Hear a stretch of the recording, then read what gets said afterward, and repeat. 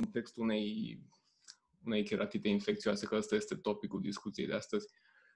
Și cred că o să începem când nu o să trebuiască să mai dau admit la oameni. Adică am făcut greșeala să dau waiting room și trebuie să-i dau manual pentru să accept fiecare participant manual. Așa că dacă se întâmplă în curs, să mă atrage atenție dacă reușesc, dacă uit să las pe cineva să intre.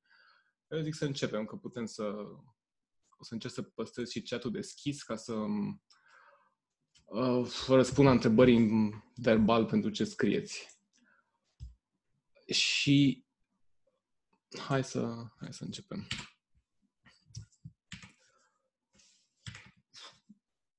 Webinarul meu se bazează teoretic pe astea 3 cărți. Pe lângă lucrurile pe care le-am căpătat eu prin experiența personală în România și în afară, cel mai mult pot să zic că am învățat din cartea asta din stânga de aici. Spuneți-mi dacă îmi vedeți mouse-ul, că am uitat dacă se vede. Asta. Deci, Cornea de Mannes și Holland, dacă aveți vreodată curiozitatea sau... Se vede mouse-ul sau nu? Se vede. Se vede, ok.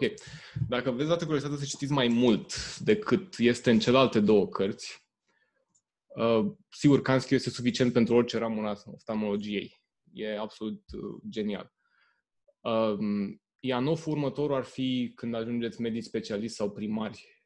Și dacă vreți să faceți corneologie sau să căutați ceva în detaliu absolut, probabil că o să-l găsiți aici explicat cel mai mult. PDF-urile cărților ăstora sunt accesibile celor care știu unde să le caute. Și o să abordăm subiectul de cheratite infecțioasă într-un mod logic, adică imaginați-vă toți că sunteți rezidenți anul 3-4 și faceți gardă la Lahovari, pentru că acolo se fac gărzile. Și aveți, pacienții intră, voi nu știți înainte ce au, că n-aveți de unde să știți și se plâng de una din lucrurile astea. În mod normal, pacientul trebuie să acuze durere, roșeață, fotofobie, senzație corpusculare sau hiperlăcrimare ca să te gândești la cheratite infecțioasă. Nu prea există, sau sunt foarte rare, cheratite infecțioase care nu au simptomele astea. În funcție de cum este, ce fel de keratită infecțioasă este, scade sau nu scade și vederea. Asta nu este un lucru neapărat esențial. Și asta ar însemna tabloul clinic clasic, tipic de keratită infecțioasă. Atipic sau nu este frecvent, este ca pacientul să aibă keratită infecțioasă, dar să n-aibă durere sau să n-aibă simptomele de mai sus. Deci dacă pacientul a intrat în cabinet și acuză aceste lucruri, în diagnosticul tău diferențial trebuie să intre și uveitele, și keratitele și alte lucruri, nu neapărat să mă gândesc, care dau lucruri astea. Primul rând, durerea, roșeață, fotofobie, senzație corpusculare și hiperlăcrimare e o constelație de simptome care caracterizează orice traumatism asupra corneei. Când sunt nervii corneeni expuși, apar lucrurile astea. Că mai scade sau nu scade acuitatea vizuală e secundar. Și când te uiți la biomicroscopul pacientului, imaginezi că ai făcut un pic de anamneză, o să discutăm despre anamneză în cele ce urmează, te uiți și vezi ceva. Ca să poți să te gândești sau ca să fii justificat să te gândești la cheratite infecțioasă, trebuie să vezi ceva care sună sau pare a fi infecție. Și acel lucru este fie infiltrat absces, fie ulcer. Una din cele 2. Și fiecare din ele poate să aibă un aspect tipic sau un aspect atipic. Bineînțeles, aspectul tipic este cel frecvent întâlnit și aspectul atipic este cel care îți dă probleme de diagnostic. Aici nu discutați voi, puteți să puneți întrebări, dar momentan o să vă spun eu ce trebuie făcut și ce trebuie văzut și la sfârșit avem și cazurile pe care o să le discutați voi. În imagine este poză de infiltrat tipic, adică un infiltrat rotund, bine delimitat, cu marginile de un anumit fel, fie bine delimitate, fie imprecis delimitate, edem cornean, hiperemie și... Hai să vedem dacă le-am nimerit, că eu le-am făcut. Deci infiltratul rotund, bine delimitat, cu edemul cornean difuz în jurul infiltratului, dar și la distanță mai mare de infiltrat. Infiltratul poate să aibă ceea ce se cheamă sprânceană de invazie, adică o zonă unde, sau în o direcție în care agentul infecțios și procesul inflamator vrea să evolueze. Sigur, poate să evolueze în orice direcție, în orice moment, dar de regulă alege una din ele și merge în sensul ăla. Și hiperemie pericheratică nu este neapărat de neglijat. Deși e un semn frecvent întâlnit în multe alte lucruri, e bine să fie consemnat. Un lucru, înainte să trecem mai departe, poate pentru rezidenții mai mici, ca să aibă și ei ceva de luat acasă din webinarul ăsta, este tehnică de examinare a corneei. Ea diferă un pic, știți, ați făcut sau am făcut împreună în webinarul doctorului Stanca despre cum să evaluăm pacientul cu uveită, cum facem fanta și cum numărăm celulele și cum vedem tindalul. La cornee sunt și aici niște lucruri importante. Cel puțin din punct de vedere al lucrurilor care nu sunt evidente, nu e cazul imaginii din față, în lucrurile care nu sunt evidente, ajută să știi că mai sunt și alte metode de a examina cornea pe lângă iluminatul direct și retroiluminarea. Astea sunt primele pe care le înveți ca rezident în oftalmo. Iluminatul direct însemnând că pui lumina pe lucru pe care vrei să-l vezi. Retroiluminare înseamnă că pui lampa de lumină perpendiculară pe aria pupilară și primești reflex roșu coroidian, care îți scoate în evidență prin contrast lucruri care sunt neuniforme. Și mai una foarte importantă, iluminatul indirect, ceea ce se vede în poza asta pe care o aveți aici în imagine. Iluminatul indirect înseamnă că pui lumina lângă elementul pe care vrei să-l vezi. Vedeți că noi vrem să vedem infiltratul ăsta alb, ăsta este elementul important, focusul imaginii, dar lumina noi o punem la dreapta sau la stânga, nu contează unde, dar lângă. Și percepem doar iluminatul difuz și astfel, nepunând lumina pe el, rămân detaliile și lucrurile vizibile. Dacă am fi pus fanta luminoasă direct pe infiltrat, edemul ăsta de aici n-ar fi fost la fel de ușor văzut și sprâncena asta de invazie ar fi fost obturată de faptul că era inundată cu lumină imaginea noastră. Și a patra metodă de investigație, iarăși foarte utilă, sper să am poze care să vă pot evidenția, este retroiluminarea din iris. Este tot o variantă de iluminat indirect și discutăm despre ea când ajungem la o poză care conține retroiluminat irian. Bun, ăla a fost un infiltrat tipic, rotund, bine delimitat. Infiltrat atipic este ce vedem aici. Felul ăsta. Infiltratul principal are margini slab definite. Dacă ne întoarcem un pic, nu știu dacă să trag linia aici sau să mă duc cu ea mai sus, parcă merge și un pic către centrul corneei aici și înapoi, așa, parcă e și aici un pic și parcă mai sunt și altele separate. Ăsta principal este un infiltrat cu margini slab delimitate, așa putem foarte bine să-l descriem. Și lucrurile punctiforme pe care le vedem pe aici, pe sus, pe la ora 12, sunt ceea ce numim leziuni satelite. Pe de altă parte, în poza asta mai vedem, și am uitat să trag liniile, jos aici un mare fascicul de neovase stromale. Toate pozele din webinar sunt pacienții mei. Și chiar și astea la început și cele la sfârșit vor fi toți pacienții mei. Aia au fost infiltratele. Ulcerațiile sunt și ele tipice și atipice. În poza din față, dacă urmărim fanta de lumină, care ne arată grosimea corneei, vedem că sus este o grosime uniformă, jos, pe centru, este o grosime mică. Ulcerația este zona asta albastră, zona unde începe lipsa de țesut. Ulcerație înseamnă lipsa de țesut. Dezepitalizarea este o formă minimă de ulcerație, nici n-ar fi normal să o numim ulcerație. De ulcer vorbim atunci când începe să lipsească stromă. Asta ar fi marginea ulcerului. Subțierea maximă am delimitat-o aici, forma asta. Și infiltratul este forma asta la altă. Trebuie să ne întoarcem aici să vedem că de fapt aici este o margine care merge așa și așa. În mod normal, pozele pe care le facem la cornee sunt foarte, foarte importante pentru că de regulă urmărim evoluția favorabilă sau nefavorabilă a unui proces infecțios cornean prin aspect și atât. Altfel, alte lucruri nu prea... Sunt câteva, le vedem mai departe în webinar, dar important, foarte important e aspectul și aspectul infiltratului și aspectul dezepitalizării și ulcerației. Deci să știm să ne uităm este fundamental. Aici vă rog să petreceți foarte mult timp în procesul vostru de învățare, la uitat și la înțeles. Este esențial. Nimic altceva nu contează dacă nu te uiți și nu înțelegi ce vezi. Știu că vorbesc din experiență personală, mi-a luat mult până să înțeleg ceea ce văd. Și nici acum nu pot zic că înțeleg absolut tot, dar măcar văd și știu că ceea ce am văzut este ce este și că pe viitor, ceea ce o să văd în viitor la același caz și același pacient este o evoluție a acelui lucru pe care am văzut în trecut. Deci capacitatea de a face comparație este iarăși foarte importantă. și un ulcer atipic. Ce înseamnă un ulcer tipic?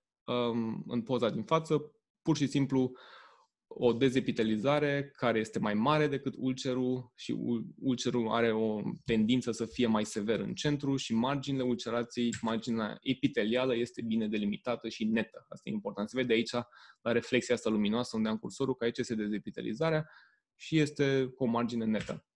Are un infiltrat și o ulcerație din care lipsește multă stromă. E normal, așa arată o ulcerație tipică. O ulcerație atipică este cea din față.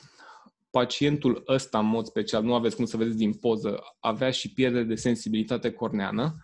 Ce face ca această ulcerație să fie atipică este faptul că baza ulcerului este infiltrată și marginea nu este infiltrată. Asta e neapărat normal. Dacă vă uitați înapoi la poza asta, marginea e mai clară și periferia este mai infiltrată. E oarecum normal. Dacă ai un proces infecțios, el vrea să se extindă centrifug, și în centru a mâncat multă stromă și începe să devină mai subțire.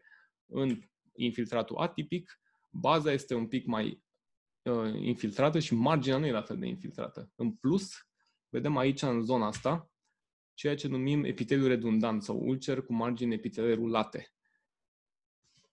De ce este un ulcer atipic ăsta? Epiteliul este cel care ne spune, o să vedem pacientul ăsta mai încolo în niște poze în evoluție și ce înseamnă ulcerul cu margine epiteliale rulate, discutăm la caz atunci. Ne întoarcem, suntem în camera de gardă, am văzut pacientul, am stabilit că are cheratită, un infiltrat sau ulcerație. Acum trebuie să ne gândim, este infecțios sau nu este infecțios. Dacă avem în față un infiltrat, DDX-ul infiltratului cornean, diagnostic diferențial însă în DDX, e important pentru tratament să încercăm măcar să stabilim o probabilitate referitor la stilul de infiltrat. Este infecțios sau este non-infecțios.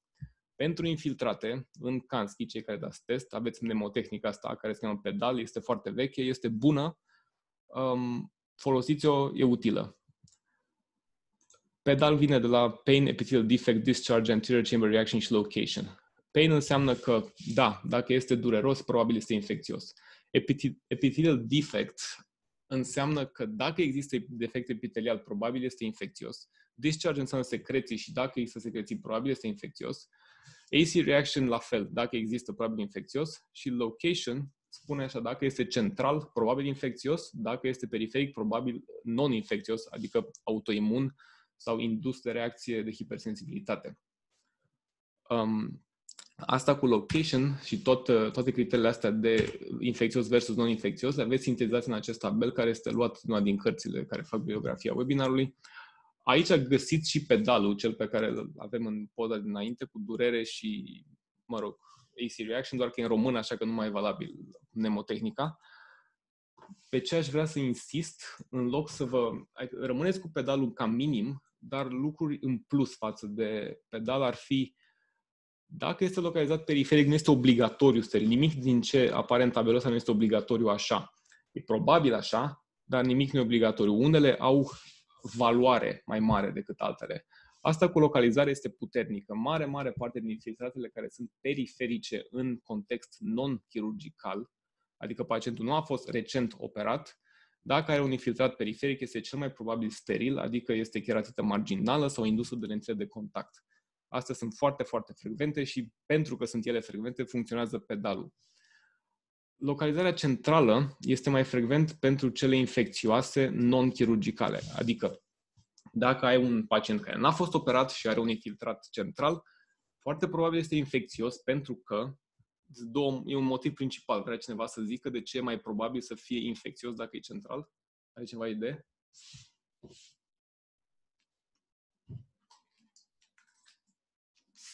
Grosimea corneei este un pic mai mică. Este adevărat ce spui, dar nu știu cât e de relevant. De ce ar fi așa? Dacă un infiltrat central este infecțios, să conteze cum e cornea de groasă. Are legătură cu modul de apărare. Și faptul că, nu știu, în porțiunile periferice ale corneei ar exista mai multe celule endoteliale și... Asta e foarte corect. Dacă nu endoteliale, celule ale sistemului imun. în periferia corneei, e corect să spui că există mai multe celule prezentatoare de antigen, pe de o parte, APC-uri, și doi, e mult mai aproape de limb. Și la limb sunt vasele, cornea altfel este avasculară, ea se apără din filmul lacrimal pe de o parte și din circulația limbică pe de altă parte.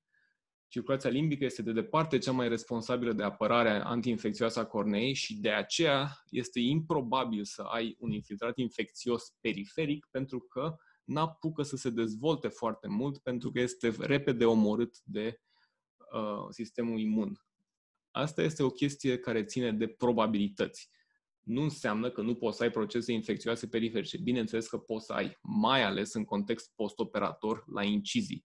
Adică ai făcut o incizie în contextul operației de cataractă, cea de 2-2, e posibil, dacă este să ai o infecție legată de incizie, să o ai periferic, pentru că acolo este incizia, o să ai în tot traseul ei. Dar pentru că este mai aproape de limb, periferia corneei se apără mai bine decât cea centrală și de aceea mai frecvent se întâlnește acolo infecția decât în centru. Și tot din același motiv, pentru că este mai aproape de limb și mai aproape de sistemul imun, lucrurile care sunt autoimune, keratitele autoimune, keratitele litice, ulcerațiile periferice, sunt mai frecvent periferic, pentru că, iarăși, același lucru care face ca infecția să fie centrale, face și ca autoimunitățile să fie periferice. Hiperemia conjunctivală e generalizată când este stimul infecțios și este sectorială doar acolo când este stimul autoimun. Aceeași raționament. Particularitatea anatomică asta a limbului este cea care determină cam tot ce vedeți în slide-ul ăsta. Număr. E normal ca aceste autoimune să fie multiple, să fie mai multe mici, dispuse concentric la limb, și asta infecțioase să fie unitare, adică una, aia unde este inoculul infecțios. Sigur, anumite organisme pot să și migreze și să determine leziuni satelite printre lamelele corneei, și alea sunt câteva, nu sunt foarte multe. De fapt, doar două, dacă vreți să le spun acum, stafilococul și fungul, sau fungii, ele sunt cele care determină leziuni satelite cel mai adesea. Durerea plus-minus la cel steril și plus până la foarte multe plusuri la infecțios, secreții aproape totdeauna absente la cele sterile și plus până la multe plusuri infecțios. Cu asta trecem mai departe pe dezeptalizare. Cu colorația cu fluoresceină, într-adevăr, rar, foarte rar să se coloreze cu fluoresceină un infiltrat periferic și aproape întotdeauna se colorează cu fluoresceină unul infecțios. Și edem cornean și asta cu hipopion, ulcerul infecțios, dacă este sever, da, o să aibă reacție în cameră și hipopion. De fapt, astea sunt și elemente de gravitate. Iar ca un ulcer sau infiltrat steril să aibă reacție este mult mai rar, dar nu este imposibil. Iarăși, nimic din ce spun aici nu este imposibil, este doar foarte probabil să fie într-un anumit sens. Așa că dacă la un pacient găsiți 2, 3, 4 din elementele astea care să schițeze steril sau infecțios, mergeți cu încredere că este ăla. Și nu uitați niciodată că e posibil să greșiți. Tot ne întoarcem în camera de gardă, avem pacientul în față, are un infiltrat cornean, am hotărât că e probabil infecțios și indiferent ce hotărâm noi, dacă plecăm de la premiza că e infecțios și trebuie să demonstrăm că de fapt nu este infecțios. Așa gândim. Orice infiltrat este infecțios până la proba contrarie, este axiomă, nu există excepție la regula asta. Este cea mai bună practică în felul ăsta.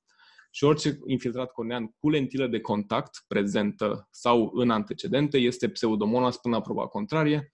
Chestia asta are un sens pentru că în contextul portului de lentilă de contact, cel mai frecvent organism implicat care să dea keratită infecțioasă este pseudomonas și întâmplător este și foarte, foarte severă keratita cu pseudomonas. Deci nu doar frecventă, ci și gravă. Deci din acest motiv ne gândim la pseudomonas când vedem keratită, infiltrat, lentilă de contact. Că ne gândim la pseudomonas nu contează foarte mult, pentru că până nu avem rezultate microbiologice, nu putem să fim siguri că avem dreptate. Deci ne gândim că este o keratită foarte severă când vedem infiltrat în contextul portului de lentilă de contact. Dacă avem ulcer și nu infiltrat, și ăsta poate fi infecțios sau steril, dar nu avem mnemotehnică pentru ulcer. În schimb, avem niște criterii pe care le putem judeca fără să ținem minte vreun procedeu mnemotehnic. În ulcerația sterilă, foarte frecvent, aproape întotdeauna, de fapt, baza ulcerului este clară. În infecțios este infiltrată. În cameră, iarăși, seamănă niște lucruri cu cele de dincolo de la infiltrat. Reacția este minimă sau medie și în ulcerul infecțios este de regulă majoră. În modul în care priviți lucrurile, puteți să vă gândiți că orice ulcer a plecat de la un infiltrat inițial. Istoria naturală a keratei infecțioase este microtraumă în care s-a așezat o bacterie, fung, virus, orice și multiplicare microbiană în grosimea lamelelor corneene sau în epiteliu și ulterior creare de infiltrat, creare de ulcer. Unele microorganisme n-au nevoie de poartă de intrare de microtraumă și altele, virusurile, n-au nevoie de nimic, pot să pornească direct ca reacție imună la chestia asta. Cele care n-au nevoie de microtraumă sunt, nu știu dacă vă folosește să știți, puteți să citiți și din cărți. Eu cumva întâmplător țin minte de la unul din curse din facultate că meningococul nu are nevoie de poartă de intrare, pur și simplu poate să treacă prin epiteliul indemn. La fel și Haemophilus poate să treacă prin epiteliul indemn. Și marginea epitelială, de spus ceva la un ulcer de chestia asta, dacă este steril, de regulă este rulată sau subminată. Una din două. Ulcerul neurotrofic este cu marginea rulată, este cel la început pe care vi l-am arătat, și ulcerul reumatoid este cu margine subminată. O să vă arăt, sper, poze cu marginea subminată și ce înseamnă. Ulcerul infecțios, de regulă, marginea lui epitelială este netă. Acolo unde e ulcerație, acolo și marginea epitelială. Epiteliul încearcă să se vindece, dar nu poate din cauza ulcerației. Deci nu are fenomene de cronicizare. Bun, avem iarăși camera de gardă, pacient cu keratită probabil infecțioasă. Adică plecăm la premisa că este infecțioasă și nu avem criterii să credem altceva. Ce facem? Îl întrebăm pacient ce APP-uri are. Are operații pe ochiul ăsta, are alte boli, se știe cu vreo boală autoimună, e foarte important să prindem asta din start. Poartă lentile de contact cumva? Întrebarea asta nu trebuie să lipsească. De când are simptomele, cum a început, cât au durat și ce tratament a făcut. Și după aia punem pacientul la microscop, din nou eventual, dacă n-am fost atenți din prima, și încercăm să identificăm cauzele prin examenul clinic pentru care a făcut lucrul ăsta. Uneori găsim cauza, alteori nu găsim cauza. Dacă nu găsim cauză, nicio problemă, mergem mai departe. Dacă găsim o cauză locală care să ajute dezvoltarea keratei infecțioase, trebuie să o rezolvăm și pe aia în procesul de a vindeca keratita. Și să stabilim criterii de gravitate pentru acel pacient, ca să știm cum îl tratăm. Și când ne uităm la el la biomicroscop și am văzut infiltratul sau ulcerul, bine să fim atenți și la lucrurile astea după ce terminăm cu partea acută. Patologii cronice ale pleoapelor pot să precipite, să creeze un mediu oportun pentru dezvoltarea infecției corneene. Lagoftalmia, prin malpoziția pleoapelor, poate să maldistribuie filmul lacrimal și filmul lacrimal este implicat în apărare. Deci, dacă există orice, de fapt, malpoziția pleoapelor, filmul lacrimal nu o să fie în regulă și nu o să acopere bine toată suprafața corneei și atunci o să avem probleme de apărare prin filmul lacrimal. Entropion e microtraumă cronică, blefarita este colonizare stafilococică a marginii palpebrale și iarăși prin creșterea florei microbiene mari șanse să faci keratită, și sindromul de pleoapă flească la același lucru, malpoziție și maldistribuția filmului. Patologii cronice ale corneei, lucrurile astea înseamnă probabilitatea de a face o dezepitelizare din senin. Adică, dacă ai distrofii corneene, EBMD înseamnă Epithelial Basement Membrane Dystrophy, sau cum este numită în alte cărți sau în trecut, MAP.fingerprint dystrophy sau Cogan dystrophy sau distrofie de membrană bazală în română. E foarte frecventă, trebuie să știți, te uiți după ea, uneori e subtilă, alteori nu. Are un pattern familial de moștenire și este bilaterală. De fapt, toate distrofiile sunt bilaterale. Și ea precipită, e pusă în paranteză pentru că e frecventă și precipită dezepitelizări din semisenin. Distrofia lattice e o distrofie stromală a corneei care și ea precipită dezepitelizări. Sindrom de eroziune recurentă este ceva ce apare după o eroziune care s-a petrecut în context traumatic și nu s-a vindecat epiteliul bine peste acel defect și epiteliul a rămas închis, dar insuficient de mult aderent la stroma subiacentă și este ușor de mișcat. Ăsta este extraordinar de frecvent. Sunt pacienți săptămânal la camera de gardă cu așa ceva și trebuie diagnosticat și are și tratament specific și, trebuie rezolvat. Patologii cronice ale conjunctivei, care determină colonizare sau reacții imune la nivelul conjunctivei, o reacție imună poate să însemne și apărare proastă în același timp, nu doar reacții de autoimunitate. Patologii de dermatologie, rozacee și pemphigus, rozacee iarăși cu colonizare stafilococică, pemphigus la fel, prin infecții perioculare, și sistemic diabet și HIV, doar studii epidemiologice care spun că pacienții cu chiarită infecțioasă aveau și frecvent diabet și sau HIV. Și criteriile de gravitate. Aici vreau să stăm un pic mai mult, că este important. Când ai pacientul cu cheratită infecțioasă, dacă ești singur și nu ai un superior pe care să-l întrebi, îți asumi o responsabilitate mare în ceea ce privește tratamentul. Pentru că unele din ele pot fi cu un microorganism foarte agresiv și foarte virulent, tu n-ai de unde să știi ce microorganism este, și pot să evolueze foarte rău, foarte repede. Altele, nu neapărat. E foarte important să le diagnostichezi măcar prin suspiciune clinică pe cele care este probabil să meargă prost repede. Și astea sunt cele cu roșu. Cele care apar în contextul lentilor de contact. O să meargă prost și repede. Care este organismul pe care l-am spus că este frecvent cu lentila de contact? Trebuie să răspundeți, că vreau să beau un pic de apă. Pseudomonas. Bun. Pseudomonas este cea mai frecventă bacterie din contextul cu lentile de contact.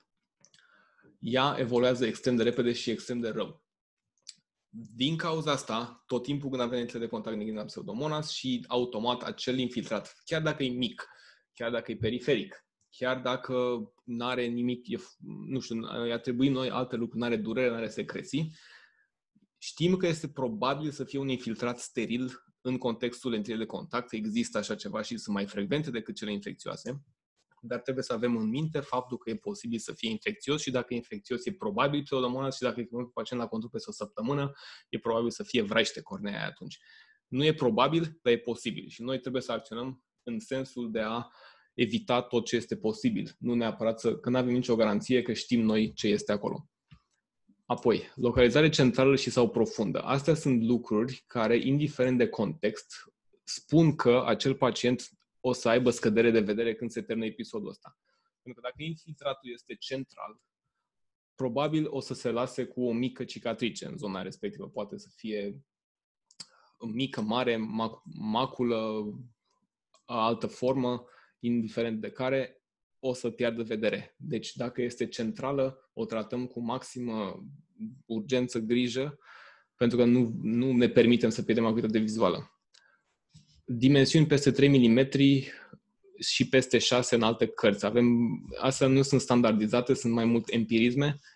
Dacă este peste 3 mm, unele clinici au un protocol lor, da, internăm pacientul. Dacă sunt peste 6, sigur e foarte rău și nu știu ce mai facem. Peste 6 e scris în Manis, peste 3 am din alte surse. Reacție în camera anterioară, automat este foarte rău. Înseamnă că este și profund. Dacă este cu camera anterioară, cu cât este mai profund infiltratul, cu atât are șanse mai mari să aibă reacție în cameră. Dacă are sclerită, deja este extraordinar de rău. Și astea cu verzi, amândouă conduc diagnosticul către un anumit agent infecțios. Dacă știe cineva care este acela, care este agentul infecțios cu cheratită, care are contrast mare între semne și simptome, adică nu prea vezi mai lucru, dar doare foarte rău, și aspectul este atipic, adică nu este cu infiltrat rotund bine delimitat. Acantamiba. Da, acantamiba. Ce caracterizează acantamiba este ce scrie aici și aspectul pe care îl are ea și modul în care se tratează și diagnosticul, în felul în care se pune, sunt lucruri care fac ca ea să fie un agent infecțios foarte urât. Din fericire este foarte rară și în anii ăștia pe care îi trăim acum este încă și mai rară decât în ultimii ani. Vă urez să nu aveți niciodată de a face cu așa ceva. Eu încă n-am avut, nici nu știu ce o să fac când o să am, dacă o să am. Dacă este ochi unic, bineînțeles, criterii de gravitate pentru orice boală oftalmologică. Și trebuie să iei niște decizii în momentul ăsta. Dacă lucrezi într-un spital cu potențial de internare, îți pui întrebarea dacă să-l internezi. Noi avem, să zicem, o directivă în care dacă avem ulcer conean cu hipopien ăsta egal de internare, nici nu stai să mai discuți nimic, nici nu stai să mai investighezi prea mult pacientul. Dacă vezi astea două, deja vorbim mai încolo, trecem la tratament mai întâi. Îți pui întrebarea dacă faci cultură prin raclaj sau dacă faci tratament cu antibioterapie fortifiată, dacă e cazul. Lucrurile pe care le-am considerat a fi grave aici au răspuns da aici. Da, dacă e grav, dacă e central, dacă este cu lentilă de contact, dacă e mare, dacă tot ce am zis că înseamnă gravitate, da, facem cultură, da, facem tratament cu antibioterapie fortifiată. Și ce e important de ținut minte, deși în cărți, în Kansky, în Ianov și în Manis, dar mai puțin, foarte mult în Ianov, scrie că acești agenți infecțioși și o listă de bacili gram-coci pozitiv, negativ și bacili la fel au aspecte clinice sugestive. Da, e adevărat, unele au, altele n-au. Nu înseamnă că poți să pui diagnosticul pe chestia asta și vă sfătuiesc foarte puternic să nu o faceți. Chiar dacă seamănă, probabil este ceva, gândiți-vă că probabil există o șansă să nu aveți dreptate. Deci da, se poate ghida suspiciunea relativă la agentul infecțios, dar nu se poate pune niciodată diagnosticul doar pe aspectul clinic asupra agentului infecțios. Cel puțin nu din prima. Pentru că pe lângă faptul că multe bacterii nu au aspect patognomonic, alea care sunt scrise în cărți nu sunt toate, pe de-o parte. Pe de alta, cele care sunt scrise pot să aibă pleomorfism și acel tip de ulcer care seamănă și poate fi în orice fel, seamănă cu acantamiba, seamănă cu stafilococ, seamănă cu orice, este herpesul. Infiltratul din herpes sau keratită stromală herpetică poate să fie absolut oricum la pacientul neoperat. Dacă mai are și transplant cornean, poate să fie orice. Seamănă și cu rejetul, seamănă și cu defectul epitelial persistent. În Italia, unde am fost ultima oară, orice fenomen inflamator post-keratoplastie era herpes primea ciclovir din start. Nici nu stăteau la discuții să se mai gândească că poate mai lăsăm să vedem cum se epitelizează. Orice dezepitelizare apărută la interfață grefon-gazdă, la ei era echip diagnostic pentru herpes. Nici nu... Mă rog, ați înțeles. Fungul, iarăși poate să seamănă foarte mult cu keratita cu stafilococ. În populația generală, keratita cu stafilococ este cea mai frecventă, pentru că nu toată lumea poate lentilă de contact. Și fungul și stafilococul seamănă relativ mult din perspectivă clinică, în sensul că amândouă pot să aibă leziuni satelite, amândouă pot să aibă placă endotelială. Și în rest le diferențiază evoluția, lucru pe care n-ai cum să știi inițial. Adică fungul evoluează lent și într-o creștere manieră centrifugă, mai ales în staturile superficiale. Și stafilococul evoluează semi-lent, dar mai mult spre rapid și cu evoluție către liză și ulcerație. Fungul nu ulcerează atât de rău. Și acantamiba poate să semene inițial cu mai multe lucruri. Uneori seamănă cu herpes, alteori seamănă cu o keratită non-infecțioasă, cu punctată superficială, cu tiger, se poate semene cu multe chestii. Dacă pacientul este și operat, atunci ai și mai mari probleme cu ce poate să semene.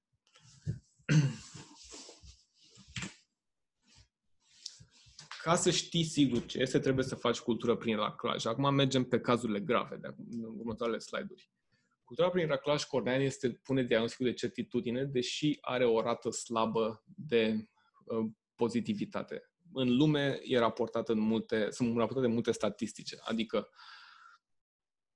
unele centre dau o rată de 20-30% de pozitivitate a culturii. Adică când medicul este sigur că este infecție, trimite, face specimenul, dar nu crește nimic. La noi în spital nu avem un studiu care să ne spună cât de frecvent avem creșteri cu acel agent infecțios, adică nu contaminate. Din experiență personală pot să vă spun că din, cred că 8 culturi pe care le-am făcut până acum, 3 au ieșit pozitive. Mă rog, alte clinici dau cam 50% din culturile lor. Sigur că trebuie să practici cultura înainte să faci antibioterapia și dacă pacientul e deja tratat, nu este neapărat o idee rea să-i oprești tratamentul pentru o zi. Chiar nu se întâmplă mare lucru. Dacă rezolvi celelalte lucruri, nu pierzi foarte mult timp. Adică îi scoți lentila de contact dacă este cu lentilă, faci irigație, pui lacrime artificiale, dai midriază, faci alte lucruri non-antibioterapie dacă ești convins că ai nevoie de antibiogramă. Și după aia, sigur, poți să începi antibioterapia. Cum se face raclajul cornean? Eu n-am o filmare cu mine făcând asta, că n-am avut încă ocazia, o să încerc. Pui blefarostat pacientul, anesteziezi, iei un instrument care poate fi atât ac, cât și spatulă Kimura, se cheamă, nu am spatulă Kimura, fac și tot cu acul, cum fac și cei de aici. E foarte important să recoltezi stromă din marginea ulcerului, adică marginea fiind zona unde migrează bacteriile. Ele, sigur, încep în centru, dar acolo fac necroza, vin leucocitele și fac o mare necroză de cazeație sau lichefacție și e foarte mult țesut necrotic în centru. Nu-ți trebuie țesut necrotic, ți trebuie elementul patogen. Elementul patogen se află adânc și în periferie. Nu epiteliu, nu secreții. Adânc periferie e un pic atipic, adică ți se pare că cea mai multă încărcătură microbiană este acolo unde este marea secreție albă. Nu e acolo. Este exact unde nu vezi, este în zona clară.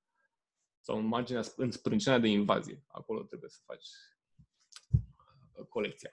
Mediile de cultură uzual folosite la noi în țară sunt agar, sânge și saburo. În state folosesc 4 sau chiar mai multe. În filmul ăsta au un bulion și 4 plăcuțe Petri, cu agar ciocolată, agar sânge, agar saburos și măcăunii mai aveau. Fiecare are câte un microorganism care crește preferențial pe el.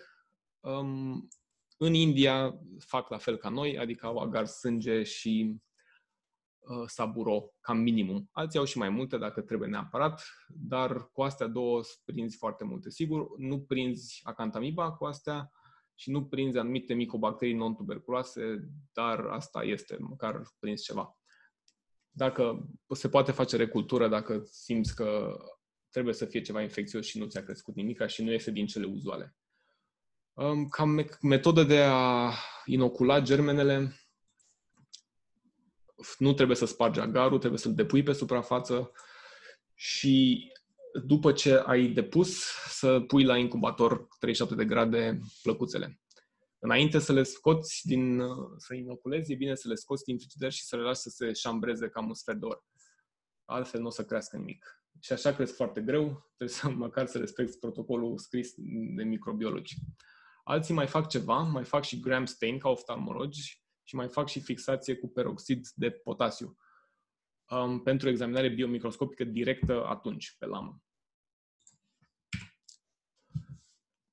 Bun. Pentru bacterii, 24 de ore pentru creștere și pentru fungi, maxim 7 zile.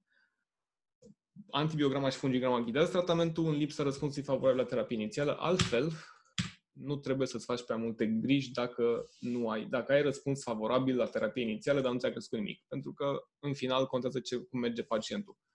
Ca tratament pentru lucrurile astea, antibioterapia este mainstay, poți să nici nu mai dai nimic altceva. După părerea mea și nu numai, antibioterapie tot ce contează. Sigur, dacă ai lentilă, scoți lentila, scoți corpul străin dacă e corp străin, tratezi blefarita, poate nu neapărat din prima, dar trebuie să o tratezi dacă există. Dai midriatice pentru efectul analgezic, dar și antiinflamator. Lubrifianți sunt opțional, dar util pentru creștere epitelială și nu dai steroizi sau antiinflamatori în faza inițială. Momentul introducerii steroizelor nu este încă cu consens în literatură. Există și studii care și-au propus să identifice care e momentul când dăm steroizi sau nu trebuie să dăm, merge și fără, mai bine cu. Se cheamă, cel mai mare vine din India, se cheamă SCUT, Steroids for Corneal Ulcer Trial, este citat peste tot și are rezultate neconcludente. Este foarte bine gândit și este foarte lung, a avut cam 500 de cazuri, 250 cu steroizi, 250 fără steroizi și nu are un rezultat clar că merită să dai cândva sau nu merită. Așa că best practice este să nu dai steroizi. Din practicile clinice unde am fost, în Anglia dădeau steroizi de la primul semn de evoluție bună.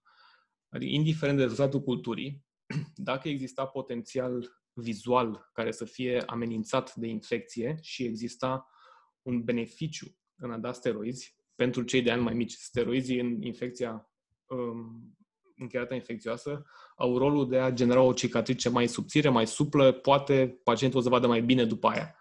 Deci numai în contextul ăla în care merită să dai steroizi, adică dacă e probabil sau posibil ca pacientul să vadă mai bine dacă îi dai, adică dacă are infiltrat central și nu extrem de gros, și dacă merită și este sigur în sensul că ai nimerit antibioterapia și n-ai o șansă majoră să facă recădere prin adăugarea de steroizi, atunci poți să dai. Altfel, nu. Bun. Ai făcut cultura și acum trebuie să începe antibioterapia până să aștepți antibiograma. Bineînțeles, o să fie empirică, bineînțeles, o să fie cu spectrul larg. Și ceva ce eu n-am prins neapărat cât învățam în spital, terapie și nu topică, nu sistemică. din experiența din Lahovari, foarte multă lume tratează și sistemic. Nu este greșit. Este doar că nu apare în cărțile din anii ăștia. Am văzut că în cărți mai vechi așa scria. Adică și topic și sistemic, că și sistemic este util. De-adevăr, este și sistemic util dacă ai uveită sau endoftalmită sau sclerită. Dar dacă infecția este localizată doar în cornee, este consens acum în literatură să dai doar topic. În contextul în care există dezepitelizare și dai antibioterapie topică, agentul antimicrobian ajunge direct pe microb. Adică din aer pică picătura direct pe stromă și direct pe microb. Nu trebuie nimic altceva, nimic nu e mai bun de atât. Ce e important este să nimerești antibioterapia, să fie în concentrație mare și să o dai des. Asta e important. Aia sistemică are rol mai mic. Și în funcție de gravitate poți să mergi pe varianta bombă a antibioterapiei, care este combinație de 2 fortifiate. Și sunt 2 combinații care sunt vehiculate în cărți și studii. Este aminoglicozid cefalosporină, asta se face în Anglia și asta fac și eu personal, gentamicină cefuroxim, este aproape stas, numai dacă ai altceva în loc de gentamicină e mai bine, cum ar fi amicacină, superior, considerat pe Pseudomonas. Fluorochinolon și aminoglicozid este alta, moxifloxacină, tobramicina, asta se preferă în alte centre, nu este cu nimic superior sau inferioară, sunt egale cele 2. Dacă nu este gravă cheratita, dacă nici măcar nu o internezi, consider că nu trebuie să faci mai lucru pentru ea, atunci poți să dai doar fluorochinolonă. Și comercial asta înseamnă Vigamox, moxifloxacină, levofloxacină, eloptic, alte chestii. Astea se găsesc în comerț. În moxifloxacină este Vigamox, tobramicina e Tobrex. Astea de sus, Genta și cefuroxim, nu se găsesc în comerț. Nu există nicio picătură pe care să o iei din farmacie care să conțină una din ele. Sigur, poți să dai alt aminoglicozid. Nicio problemă. Frecvența administrării. În funcție de gravitate, trebuie să... Școala veche spune că dai o picătură la 5 minute pentru încărcare în prima jumătate de oră sau chiar oră și apoi o picătură pe oră, inclusiv noaptea, 2-3 zile, pacientul nu doarme în timpul ăsta. Mulți fac așa în lumea vestică și sunteți liberi să faceți și voi așa. Eu așa fac de obicei la pacienții cu cheiațite grave. Dacă nu este gravă, atunci nu trebuie neapărat să faci procedura de încărcare și poți doar să dai o picătură la 1-2 ore. Și cu fortifiatele. Nu există în comerț, pentru că nu sunt aprobate să fie lăsate la pacient în concentrația asta. Sunt tot timpul aceleași substanțe, aceleași antibiotice, dar concentrația este de regulă de 5 ori mai mare. Și se prepară galenic în farmacii, le puteți face și voi, dacă luați fiole de intravenos și le faceți în ser fiziologic sau în lacrime artificiale. Cele mai frecvent folosite sunt cele pe care le-am discutat anterior, tobramicină, cefalzolin, cefuroxim, vancomicină. Concentrația de fortifiat sunt astea de aici, 1,5 pentru aminoglicozid, 5% pentru cefalosporină de-a doua și pentru vanco 2,5-5. Există, bineînțeles, și antifungice fortifiate. N-am auzit însă să existe antivirale fortifiate. Nu cred că se face. Există și dezavantaje și limitări la fortifiate, pentru că nu poți să le folosești prea mult timp, sunt extrem de toxice local și pot ele să-ți inducă perforație. Dacă pacientul vine cu o keratită foarte avansată, cu liză și ulcerații necrotică, e probabil că dacă îi adaugi antibioterapie fortifiată să precipiți perforația. Asta nu înseamnă că nu trebuie să-i adaugi antibioterapie fortifiată, ci înseamnă că ghinion n-ai avut ce să faci. Și sunt rezervate pentru cazurile grave, bineînțeles. Văzând pacientul la internat, ai pus diagnosticul și ai dat tratamentul. Acum trebuie să evaluezi răspunsul la tratament, cu cât de bine merge. Dacă e internat, îl vezi a doua zi sau n-are rost să-l vezi mai des la fiecare zi. Dacă a fost lăsat acasă, indiferent de cât de grav ți s-a părut că este, trebuie chemat la a doua zi, a treia zi la control. Nu mai mult de atâta. Și dacă este în contextul portului de lențele de contact, a doua zi, nu mai mult de atât. Țineți minte că chiar dacă știm că există infiltrate sterile în contextul portului de lențele de contact, există o șansă de foarte puțin la sută să fie infecțios și să fie pseudomonas și a doua zi să fie mult mai rău. Dacă a doua zi e mult mai rău și tu l-ai chemat a treia zi la control, atunci ai pierdut mult timp. Și ce urmărim? Urmărim să scadă durerea, să se reducă numărul de secreții și să se dezroșească ochiul. Sigur, dezroșirea o să vină cea mai târziu, dar astea două pot veni aproape imediat, într-o zi, scăderea durerii și reducerea secrețiilor. Și semnele la fel, vin repede și reducerea densității infiltratului este de departe cel mai important semn pe care îl urmărim. Adică noi tratăm infiltratul, acolo este colonia bacteriană sau fungică sau virală și la aia ne uităm. Ne uităm direct acolo și nu ne interesează altceva. Sigur, și lucrurile alte sunt importante, dar ăsta este crucial. Cât de dens, cât de mare și sigur, și dimensiuni, dar frecvent densitatea este cea care scade prima. Dacă a avut hipopien și nu mai are, sigur, este element bun. Și dacă epitelul a început să crească din marginile ulcerului, în cazul ăsta, dacă vorbim de creștere epitelială, iarăși e foarte bine. Ținem minte, cornea se vindecă foarte lent, deci nu trebuie să ne așteptăm ca a doua zi să fie senzațional dacă am nimerit tratamentul. Răspunsul este uneori greu de cuantificat și lucrurile se pot complica dacă agentul infecțios este rezistent la tratament. Nu se schimbă antibioterapia inițială, este important. Dacă răspunsul este favorabil clinic, indiferent de ce ți iese la antibiogramă. Un exemplu concret ar fi, vine pacientul cu ceva, îl tratezi cu antibioterapia ta de elecție, ai făcut și cultură, ți-a ieșit antibiograma. Dacă tu l-ai tratat cu vancomicină, să zicem, și ți-a ieșit pe antibiogramă că e rezistent la vancomicină, dar pacientul s-a făcut bine, nu te interesează. Lucrul important de reținut de aici, poate nu este fundamental de știut, este că antibioterapia ajunge la nivel ocular, mai ales dacă e fortifiată, în niște concentrații foarte, foarte mari. Mult mai mari decât sunt cele care sunt calculate când se face antibiograma. O antibiogramă se face dintr-un CFU care se ia de pe plăcuța Petri, Colony Forming Unit, adică CFU, și se pun, știți că am făcut cu toții la microbiologie, se pun pastilele cu acel antibiotice din studiu și se măsoară zona de inhibiție a creșterii. Acele concentrații din pastilele care se pun pe antibiogramă sunt concentrații care se pot atinge în sânge. Alea care se pot atinge pe cornee sunt mult mai mari. Deci e posibil ca un agent antibacterian, Vanco, Moxi, orice ar fi, să fie ineficient la o anumită doză, dar eficient la doză dublă, triplă, quadruplă, cea pe care poți să o atingi tu oftalmologic. Deci, cel mai mult contează răspunsul clinic, nu te interesează antibiograma dacă ai avut răspuns favorabil. Acum, amuzant este că peste 90% din keratitele infecțioase dintr-un studiu din state se vindecă sub tratamentul empiric inițial. Și axiomă dintr-una din clinicile în care am fost, if it's not getting worse, it's getting better. Deci dacă stagnează, nu indefinit, dacă stagnează o vreme, nu e rău.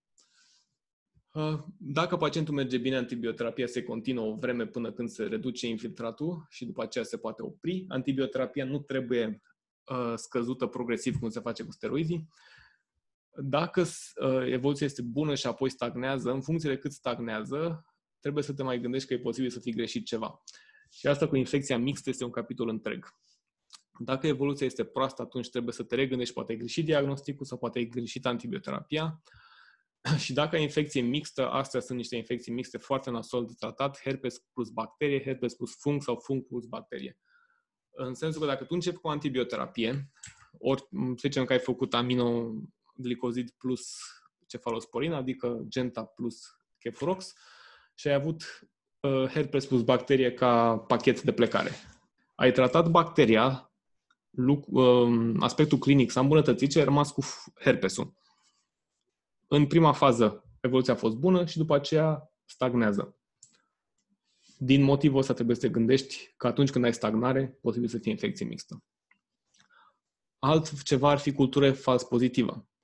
Dacă evoluția este proastă, poate a fost o contaminare, poate de fapt antibioticul a fost parțial eficient și după aceea s-a oprit. Nu este o idee proastă să repeți cultura. Poți din nou, chiar în mijlocul tratamentului, să oprești antibioterapia și să faci chiar și biopsie. Un studiu care este iarăși amuzant din punctul meu de vedere, putem citi concluzia că keratitele cu cultură negativă, adică s-a făcut cultură și n-a crescut nimic, se asociază cu durată mai lungă a terapiei, sigur, bineînțeles. Dar partea amuzantă este ultima frază. Este cu toate astea, rezultatul final al tratamentului este similar, indiferent ce ți-a ieșit la cultură. Culture positive și culture negative keratitis au final outcome similar. Asta înseamnă că, indiferent ce se întâmplă cu cultura ta, pacientul nu are altă șansă, o să vadă la fel. Ceea ce e un pic dezarmant, pentru că ideea fiind, cred că studiul are un mic bias, dar pentru că oricum pacienții ăștia au primit din start antibioterapia empirică, lor le-a mers bine și cei indiferent de ce fel de cultură au avut. Deci probabil că procentul de 90% maschează de fapt aici acei pacienți care au beneficiat de rezultatul antibioterapiei.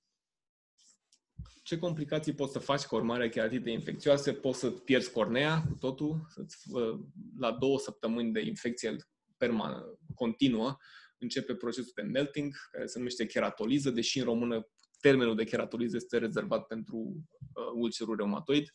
Mă rog, tot keratoliză, alt cuvânt pentru melting nu am găsit. Perforație, uveită anterior glaucom secundar, poți să faci chiar dacă ești... sigur, nu o să scască tensiunea dacă ai perforație, dar mecanismele care îți vor da glaucom secundar pe termen lung se pot instala chiar în contextul perforației. Sclerită și endoftalmită, bineînțeles. Asta e ultimul slide, după aceea mergem la cazuri. Cred. Tratamentul chirurgical există și în contextul keratitelor infecțioase și au 2 scopuri. Una este să oprești infecția, cealaltă este să nu perforeze ochiul. Ca să oprești infecția, poți să pui membrana amniotică. Membrana amniotică funcționează și cu proprietăți antimicrobiene, dar și înglobează antibiotice topicele și le menține acolo și le asigură o permanență. Acoperirea conjunctivală peste un infiltrat infecțios este o soluție pentru că aduci vase cu sistem imun mai aproape de procesul patologic. Keratoplastie penetrantă sau lamelară ca să scoți efectiv marea colecție și să o îndepărtezi. Și CCXL înseamnă corneal cross-linking. S-a folosit de curând ca și cum ai face un cross-linking pentru keratoconus și eliberezi radicalii liberi care să omoare bacteriile. S-a făcut într-un studiu din Cairo, rezultatele au fost ok pentru infiltrate mici de sub 3 mm. Și cu scop tectonic, adică să menții integritatea peretelului ocular, care are iminență de perforație, poți să pui iarăși membrana amniotică. Acoperire conjunctivală nu este prea recomandată pentru așa ceva. Unii spun că este chiar nerecomandată, că nu are suport tectonic și alții spun că pentru perforații foarte mici periferice poți să faci. Keratoplastie penetrantă sau lamelară, sigur, bineînțeles, pentru scop tectonic, sau să pui cianoacrilat, tot pentru scop tectonic. Și astea sunt cazurile. Sunt curios cum o să meargă și nu știu în ce ordine să le luăm.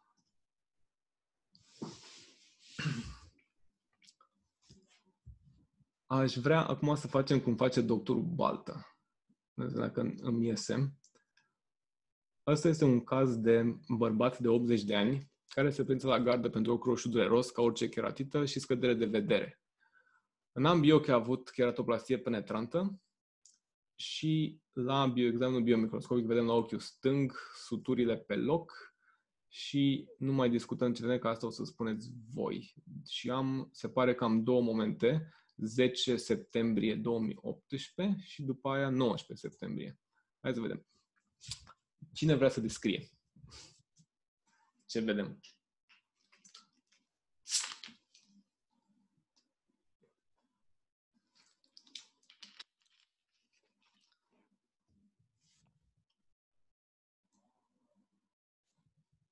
Cineva? Oricine? Absolut oricine. Nu vreau să mai vorbesc eu de acum încolo la cazurile astea.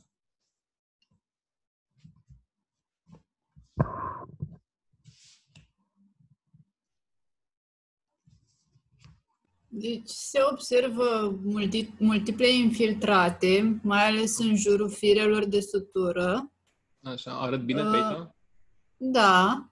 Așa. În graft mai ales, dar cred că sunt și în cornea periferică. Vascularizație corneană, la fel periferică. Care ar fi, la ce oră ar fi infiltratul central sau cel mai mare infiltrat? Dacă îl vezi. Cred că la ora 7. Adică aici. Da. Și un pic Ok. mai sus. Aici. Așa, acolo, da. De ăsta ce părere ai? La ora 3 acolo. Da. Ăsta ar fi cel mai mare, dar într-adevăr sunt multiple. Dar ăsta ar fi cel mai mare. Ce părere ai de cauza acestui infiltrat? Sau chiar și a celelalte? Aș putea să-ți menționez eu că este normal să vedem zonele astea albe la firele din transplant. Adică mici opacități, nu neapărat dense. Hai să mai vedem și altă poză, cam tot așa. Aici e zona de ora 3, magnificată. Astea mici albe se zice că sunt relativ frecvent întâlnite la fire. Nu e normal să fie, dar se mai poate întâmpla ca reacție imună la fir. Ăsta ar fi cel pentru care, sau zona asta și ăsta de aici. Ce părere de localizare? Că tot ai vorbit tu, Georgiana, de localizarea acestui infiltrat. Unde este el? Adică unde în raport cu ei, exact la zona de tranziție dintre graft și Da, se cornea. numește interfața donor-gazdă. Da. La interfață, care se vede că este aici, unde e mouse-ul meu, el este fix la interfață pe ora 3 și ți se pare că are legătură cu nodul sau nu? Da, că nu e îngropat nodul. Exact, dar niciun din nodul. Da, să nu discutăm. Da. N-am spus unde opera pacientul. Poate cei care sunt în webinar au avut de-a face cu el.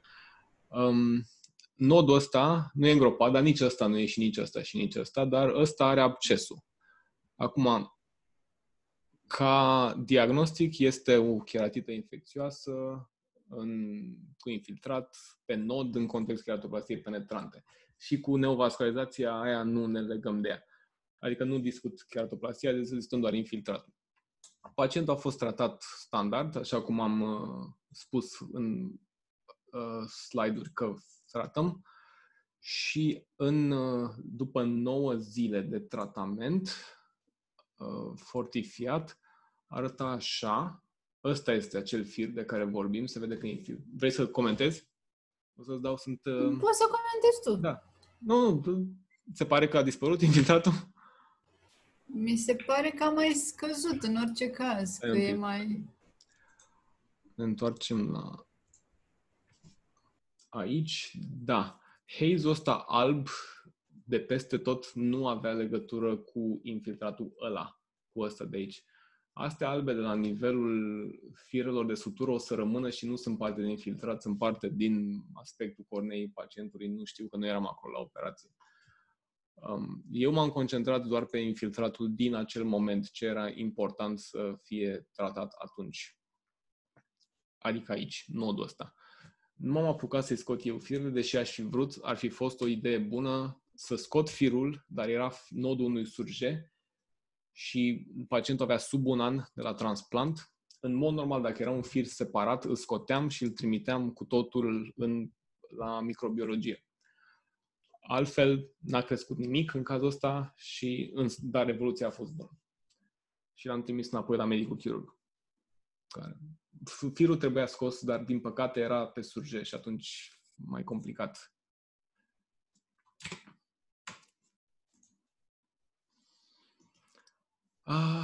Bun. Un caz mult mai complicat aici. Trebuie să văd care este... Astea sunt cazurile la prezentare. Dacă țineți minte, era cel cu infiltratul atipic din slide-uri. Și pe asta am comentat-o deja eu, deci nu vă mai rog pe voi să comentați. Altă poză. Vedem neovascularizație periferică, infiltratul ăla mare, multe rotunde periferice și parcă o configurație de rozetă. Sunt unele și neovascularizația de aici, de la ora 4-5, profundă și superficială.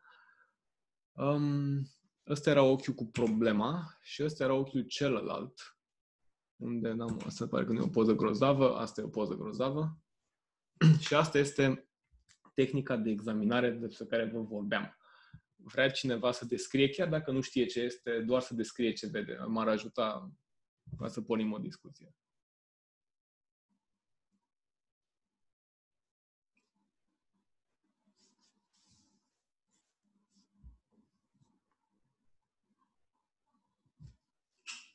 Deci e o imagine prin retroiluminare de la nivelul irisului Foarte bine, foarte bine.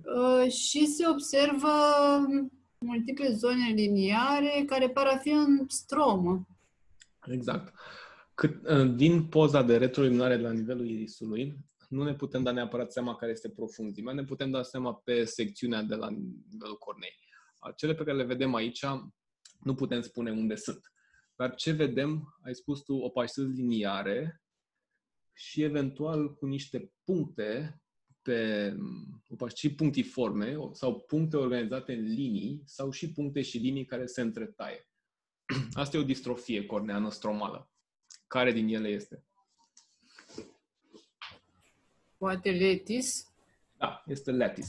Și dacă vă aduceți aminte din slide-uri, este a doua cauză frecventă de distrofii stromale corneene care induce cheratită infecțioasă din cauza predispoziției la dezepitalizări. Deci ăsta e ochiul sănătos al pacientei și ăsta este ochiul nesănătos al pacientei. Un pic de istoric despre pacientă, că nu știu dacă v-am spus. Este o doamnă de 40 de ani, profesoară de muzică, irelevant, cunoscută cu distrofie lattice de 5 ani, care purta la indicația medicului oftalmolog lentile de contact în permanență. Noaptea, ziua, la piscină, când făcea duș, continuu. Este greșit. Nu trebuie făcut lucrul ăsta. Nu lentila de contact, indiferent de care este, nu știu dacă să vă spun vouă, dar vă spun că am început, nu se poartă continuu, tot timpul se dă jos, niciodată nu se doarme cu ele. Niciodată. În Anglia folosesc un acronim sau o procedură mnemotehnică de 3 S's. Nu facem cele 3 S-uri cu lentila de contact. Adică nu dormim de la sleep, nu notăm de la swim și nu facem duș de la shower cu ele. Pacienta asta, la indicație medicului oftalmolog, o purta continuu. Pentru dezepitalizările frecvente pe care le făcea pe ochiul ăsta. Din antecedente știa că avusese și herpes. Ce lucru din poza asta ne sugerează că, da, are sens că a avut și herpes. Dacă știe cineva. E un lucru pe care îl vedem, l-am spus deja, dar n-am atras atenția asupra lui că este egal cu herpes. E un element sechelar de keratită herpetică pe care îl vedem în poza asta. Avem un text. Neovasculație profundă, foarte corect. Neovasculație profundă de la ora 4 și de la 5 este nu patognomonică, dar frecvent întâlnită în keratita herpetică. Nu neapărat aia superficială poate să fie în multe lucruri, aia profundă. Asta de aici se vede că e profundă. Sunt două vase care sunt superficiale și astea alte mai groase sunt ebluisate, semn că sunt mai profunde. Deci avem un diagnostic de keratită infecțioasă și distrofie lattice ambii. Dacă ar fi să ghiciți care este agentul infecțios de aici, dacă ați citi sau cei care ați citit pentru test, spuneți-mi care credeți că este agentul sau scrieți. Acantamiba. Nu este, e în diagnostic diferențial, sigur, dreptate. Este în contextul portului lentile de contact? Poate să fie. Dar care este cel mai frecvent agent etiologic pentru lentila de contact? Am discutat deja chestia asta, nu mai zic că știu că știți, e Pseudomonas. Bun. Care este al doilea agent infecțios pentru lentila de contact? Asta nu v-am spus. Streptococ? Streptococ. Nu știu cum să zic că nu este streptococul. Este altul. Streptococul dă ceea ce se cheamă ulcerul serpiginos sau ulcerul secerătorilor. Este foarte frecvent în România și în India. În țările subdezvoltate, cele antemenționate, el reprezintă principala sursă de agenți infecțioși corneni. Deci strepul este sus de tot pe listă la noi în țară. Deci vă gândiți la el când aveți infecții nelegate de lentila de contact. În vest nu este streptococul cel mai des, ci stafilococul. Dar în contextul portului de lentile de contact sunt 3 agenți patogeni în ordinea asta care sunt frecvent implicați. 1 este Pseudomonas, 2 fungii și 3 Acantamiba.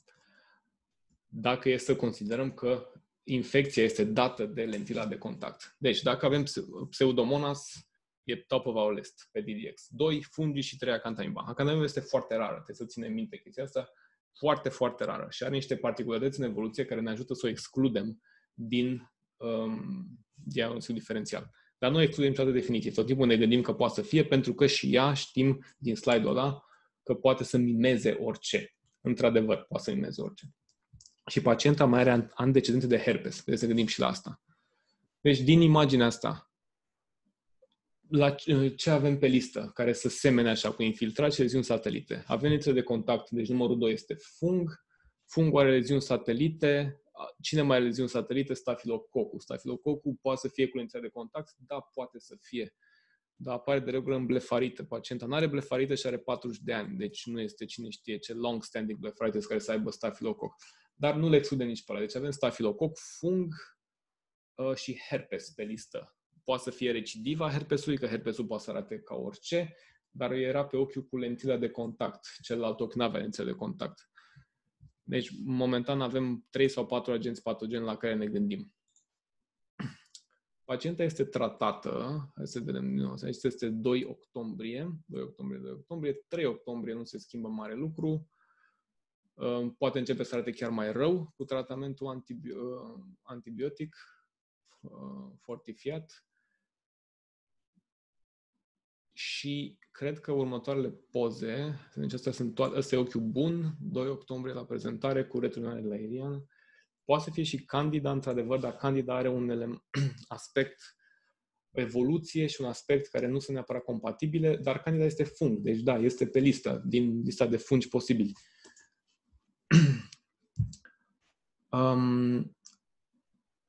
Și următoarele poze, deci astea avem 3 octombrie, a doua zi, și următoarele poze sunt abia în noiembrie, 6 noiembrie. Între timp, tratamentul a fost făcut cu antibioterapie topică fortifiată o săptămână și după aia ne-am oprit cu antibioterapia fortifiată și am rămas pe antibioterapie nefortifiată și am introdus antiviralele cam la 10 zile după terapie.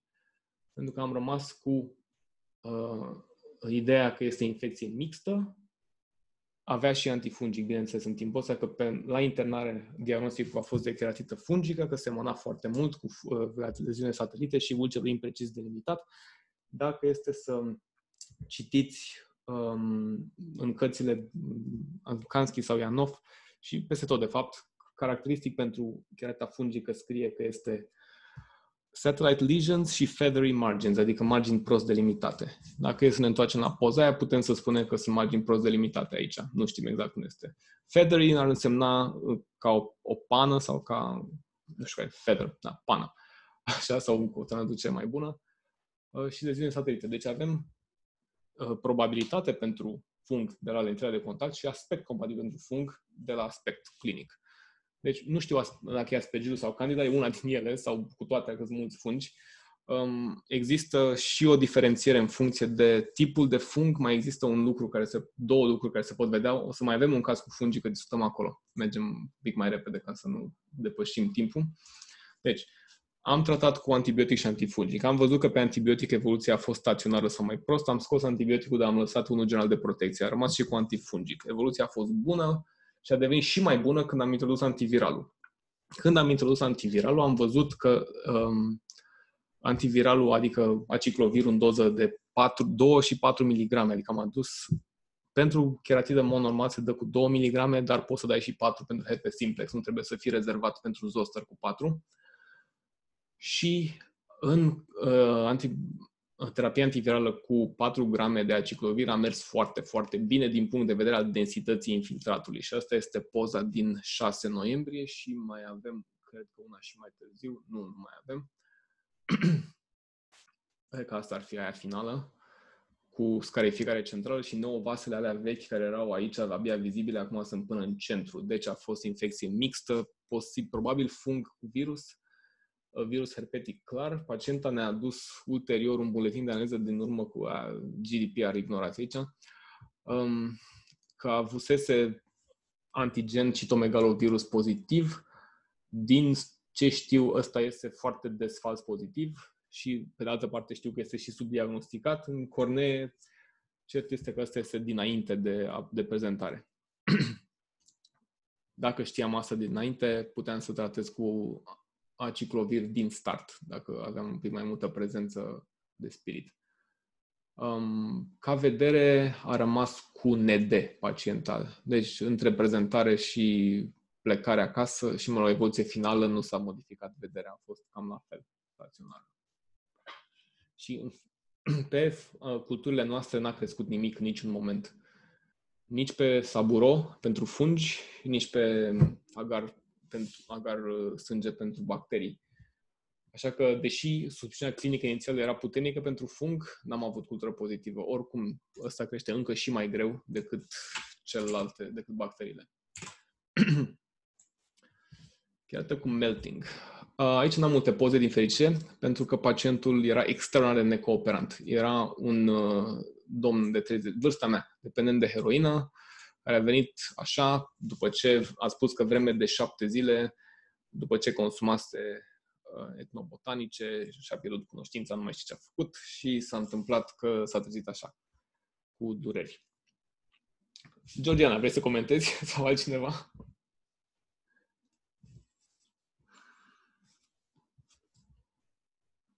E un ulcer cornean central inferior. Da.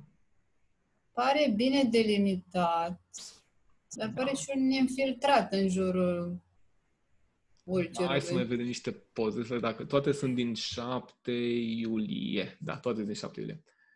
Aici avem și zonele astea două, ce sunt, ce spun.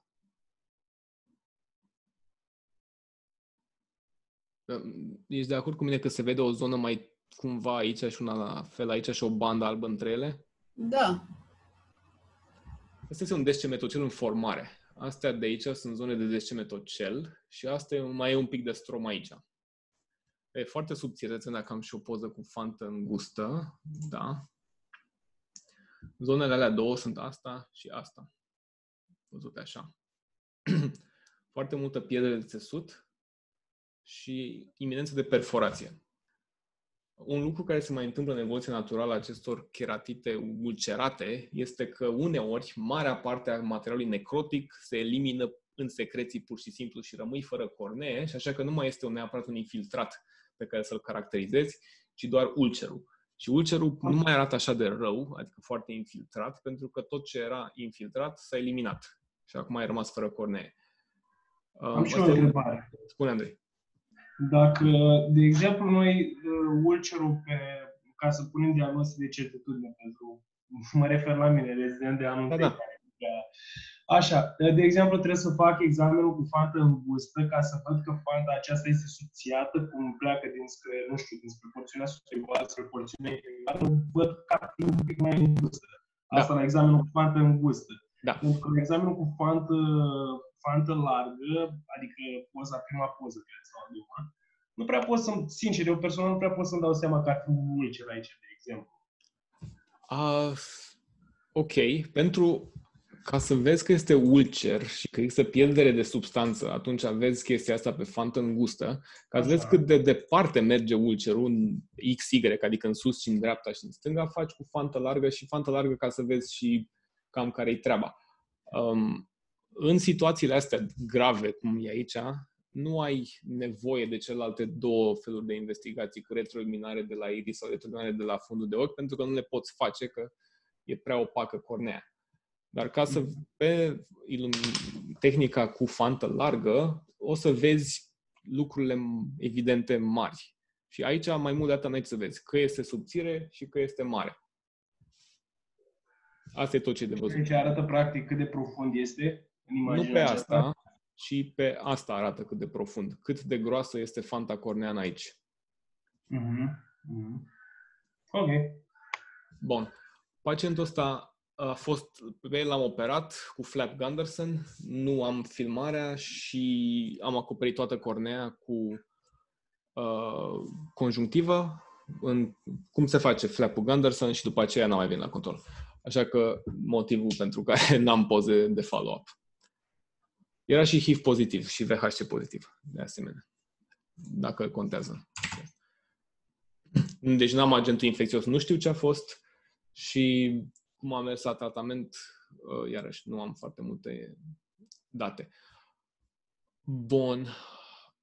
ăsta este, cred că, unul dintre primele mele cazuri. Pacientul, când făceam poze și cu fluoresceina, acum nu mai fac în elene. Nu glumesc, fac și acum. Avem cine vrea să discute. Poate altcineva în afară de Georgiana.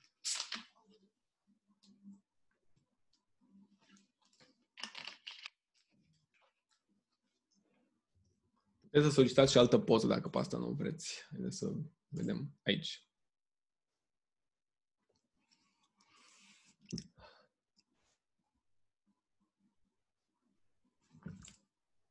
Georgiana, vrei să vorbești tu? Se pare că nu am... Aș putea încerca eu. Te rog. Hai, te ajut eu. Este o poză magnificată. Și aici e ora 6, unde e mouse-ul meu, aici e ora 3. Am pus fluoresceină. Deci este cu fluoresceină și se văd niște defecte epiteliale. Da. E unul mare. Este unul mare, situat aproximativ central. Da. Ce zici de cornea din jur? Cornea din jur este demațiată. Da, demațiată este mult, dar aici începe să fie ok. Cam asta ar fi zona. Altceva de văzut în poze? Există o neovascularizație care vine dinspre ora 4, 4 jumate, către ulcerația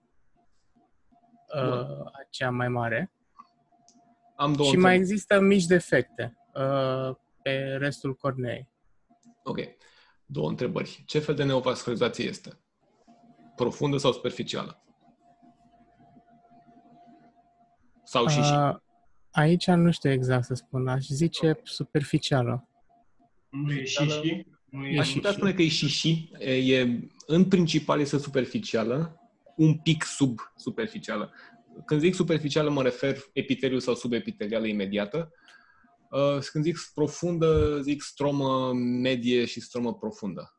Deci, asta înseamnă, la ce ne ajută să diferențiem superficială de profundă e că dacă e profundă, e probabil virală. În rest, dacă e superficială, e probabil de defect epitelial persistent. Bun. Am înțeles. Și foarte bine. Pe lângă ce spune chat-ul, că întreabă dacă este falduri. Da, am văzut aia. Aici le arăt eu dacă vrei. Ăsta și ăsta. Da, chiar se văd striurile, corect. Striurile care se văd. Și în lumină indirectă se mai văd niște depozite. Unde anume, aici sau aici? În partea stângă, neiluminată indirect de fapt. Chestiile astea de aici sunt reflexie din becul microscopului. Astea. Okay. Da, sunt efecte luminoase. Ok, atunci sunt faldurile. Da, faldurile, într-adevăr, mai greu de văzut. Neovascularizația este asta evidentă. Nu știu dacă este și aici, pare a fi. Hai să vedem și altă poză. Încă o dată, mulțumesc chat, mulțumesc Cristina. Ok, și despre conturul corneei, aici rotund și aici parcă nu mai e așa rotund. Este mai plat. E mai plat pentru că e dezepitelizare, e normal. Să fie, e un pic de ulcerație și e pierdere de țesut. Bun. Asta a fost pacientul la prezentare pe data de 30/5/2018. Tratăm standard, cum am zis că tratăm Cheforox Genta și urmărim în cazul ăsta, când există dezepitalizare, o metodă clinică obiectivă pe lângă de întreba pe pacient, vă mai doare, mai aveți secreții, putem să mai vedem dacă se micșorează defectul epitelial. Asta este ceva cuantificabil în milimetri. Acum suntem la 2 zile de tratament. Ți se pare că e mai mic? Că mie mi se pare că e mai mic. Ăsta este mai mic. E mai mic, da, într-adevăr. Asta este o metodă foarte simplă de a urmări evoluția unui infiltrat, cu măsurarea defectului epitelial în milimetri și acum suntem la încă câteva zile, este 30 mai, 4 iunie. Edemul e încă prezent, vedem acum mai bine camera anterioară și vedem că există sinechii. Erau dinainte, dar nu le vedeam. Neovascularizație este continuare aici și aici jos iar mai avem niște neovascularizație care pare că e mai nouă. Hai să ne uităm înapoi, poate era și aici și am ratat-o. E asta de aici, arborescența asta de jos, care acum este aici. E superficială asta. Acum, Neovascularizația poate să apară cam la o lună, două după un defect epitelial persistent. Și defectul epitelial persistent rămâne dacă există proces infecțios netratat.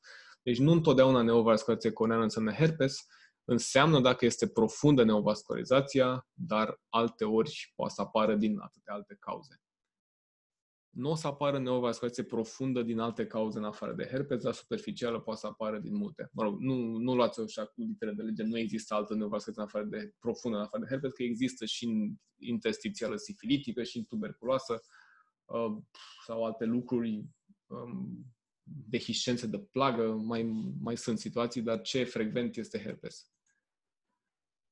Bun, și acum la 6-a zi, 7-a zi post-internare, aici suntem la 4-a zi, este încă și mai mic, și ultima zi la externare, doar un pic de pulling și asta e tot. Și în jur, aș vrea să, poate e prea mult pentru chestia asta, știe cineva cum se numește, câte feluri de staining cu fluorescență sunt? Pattern-uri de staining? Că aici se văd două. Sau, hai ca să mergem un pic mai repede, vă spun eu, prinderea directă a fluorescenței, fluorescența se leagă de stromă sau de zona unde lipsesc celulele și se prinde și arată așa. Asta este fluorescența care stă pe epiteliu. Asta se vede că se spală și se mișcă cu pleoapa. Asta rămâne fixată. Și mai există ăsta se cheamă staining direct sau staining pozitiv. Și ce este în jur aici se cheamă staining negativ și apare în contextul elementelor care sunt elevate, care sunt ridicate. Aici infiltratul, bineînțeles, generează și un pic de edem. Zona asta este mai ridicată de pe planul corneei față de restul și atunci există un defect de acoperire cu lacrimi și deci și cu fluorescență în zona asta și se creează pattern de staining negativ. Deci un pattern de staining pozitiv încercuit de staining negativ este înalt sugestiv pentru ulcer, pentru cheratită infecțioasă cu dezepitelizare. Ok, și la plecare, pacientul închis cu cicatrice și neovascularizație. Nu v-am arătat cultura. Asta e una din culturile pozitive. Pacientul a avut numai antibioterapie, adică Cefuroxigenta. Cultură, ignorați, prezent fungi. Nu mi-a crescut niciodată fungi, dar de data asta s-a întâmplat. Și la fungigramă avem sensibil la, rezistent la. Nu știu ce fel de fung era și pe lângă faptul că a ieșit cultură stafilococ alb coagulozo pozitiv, avem și prezent fungi. Deci sunt două lucruri care au crescut pe medii. Deci am făcut cultură și pe saburo și pe agar sânge. Pe agar sânge a crescut stafilococ alb coagulozo pozitiv și pe celălalt a crescut fung. Acum, stafilococul coagulozo pozitiv, stafilococul alb coagulozo pozitiv, face parte din flora obișnuită cutanată. Dar cel coagulozo pozitiv versus cel coagulozo negativ este și patogen la oamenii normali. Cel coagulozo negativ este patogen la cei severi imunodeprimați. Acum, prezent fung cu rezistent și sensibil la, pacientul n-a avut niciun moment antifungic și totuși s-a vindecat. Lucru care n-ar fi trebuit să se întâmple niciodată. Ce avem aici se cheamă o contaminare cu fung a plăcuței petrii. Acum, cum s-a întâmplat, poate e vina mea când am făcut inoculul, poate e vina laboratorului. Nu știu. Cert este că eu, până să-mi iasă în fungigrama, lucru care durează 7 zile, tratasem pacientul doar antibiotic, fără să adaug fung. Și când mi-a ieșit antibiograma, el era deja vindecat, pentru că antibiograma asta e ieșită în data de la 7 zile după data asta, adică 6/6, și în 6/6 pacientul era așa, cu epiteliul închis și fără semne de inflamație activă. Așa că n-am mai adăugat antifungicul și totul a mers în regulă. Bun, asta ar fi și cazul ăsta. Mai avem încă 2 și suntem gata. Pacient de 65 de ani prezent la camera de gardă, ochi roșu de ros, fără traumă.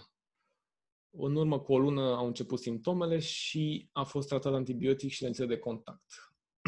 Ambii ochii l-au cum deschis și ochiul ăsta este FPL. Cine vrea să descrie?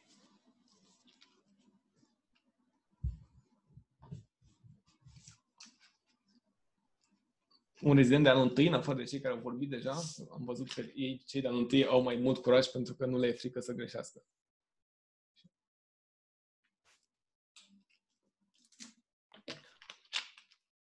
Da, Andrei, zi. Te văd.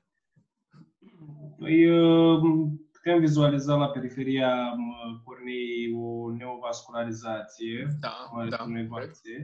cu predominante în porțiunea inferioară. Adică, așa, și ceea ce văd în mijlocul corneei, aș putea spun că e un ulcer cornean. Da. De dimensiuni destul de mari, care cuprinde și porțiunea centrală a corneei. Foarte corect. Și acum, de jur împrejurul ei, aș putea să spun că ar putea fi și un edem stromal, oarecum, nu știu, porțiunea din jurul ei, adică nu știu să zic, la ora 12. Nu știu dacă este edem sau nu, dar pare un pic mai...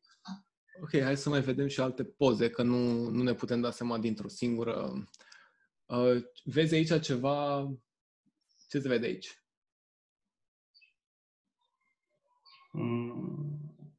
Spuneam că e o lentile de contact pusă pe ochi. Corect. Asta este lentila de contact, asta nu vascularizația. Hai să vedem dacă există ce vedem în fantă. În fantă nu vedem mare lucru, că lumina nu prea trece. Central vedem că e un pic mai subțire, lucru pe care îl vedeam și aici. În centrul zonei albe e o zonă mai transparentă, deci e și mai subțire aici.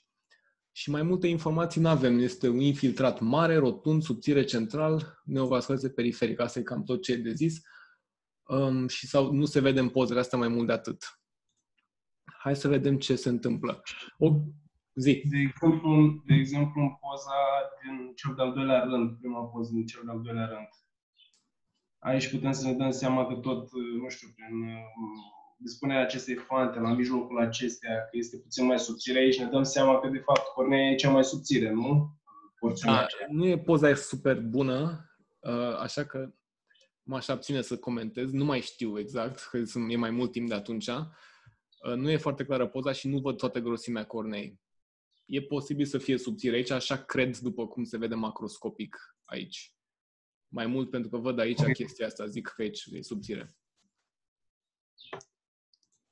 Ok, și asta a fost în 26-a. Facem cultură și ne crește Klebsiella.